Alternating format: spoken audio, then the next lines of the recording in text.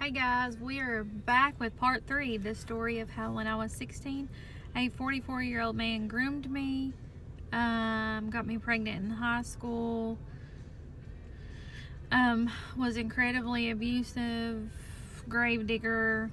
He was also an alcoholic. Yeah. So this is that story. I left you with him getting chased by my mom. Coming out of that McDonald's parking lot. We lost her. He dropped me off in a hotel parking lot near an empty field. I walked across the field to a four-wheeler dealership and called my friend. That's where I left you. Okay. So my friend came and picked me up in her big Ford truck, pulled right up to the door. I got in. I didn't know what to do, and so I didn't realize until later that my friend had called her mom because she was worried about me. That's why my mom showed up. And yeah, so I decided when I got in the truck with her that I was going to get rid of my phone because my mom would go through my phone, see where I was talking to him.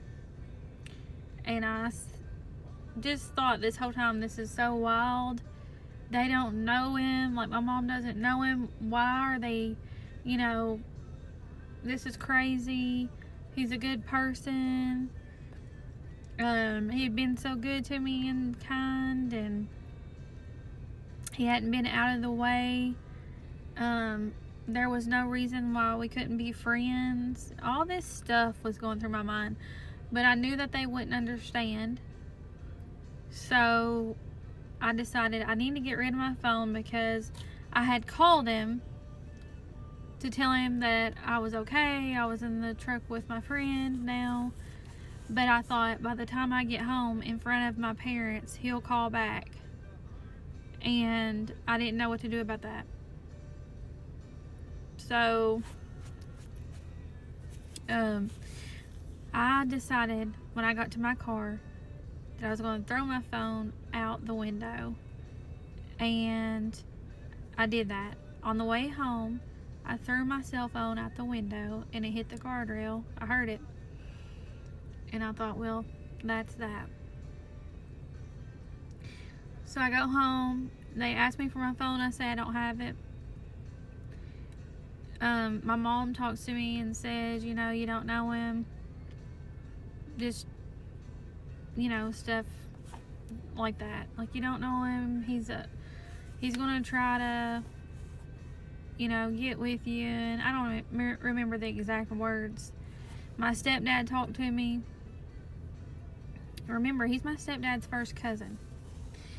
And that's kind of where I want to go with this is he was familiar at this now. I mean, we've been going out to eat every Thursday for the last probably a long time at this point, months, and trail riding with my dad. And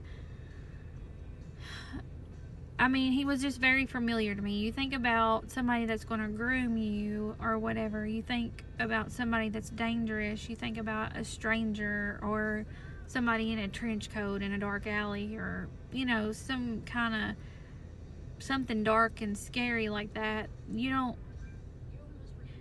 think the familiar people are going to do those kind of things to you, right? So that's kind of what I thought. And I think, guys, looking back at all this, one of the scariest parts is how comfortable he made me feel, how smooth talking he was, and how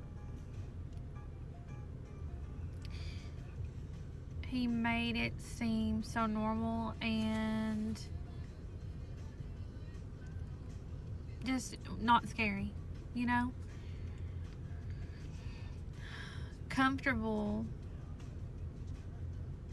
feels normal sometimes, you know? I don't know if you get that or not, but it was easy for him to manipulate me.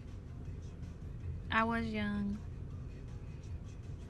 I was easily manipulated. That's all I know how to say.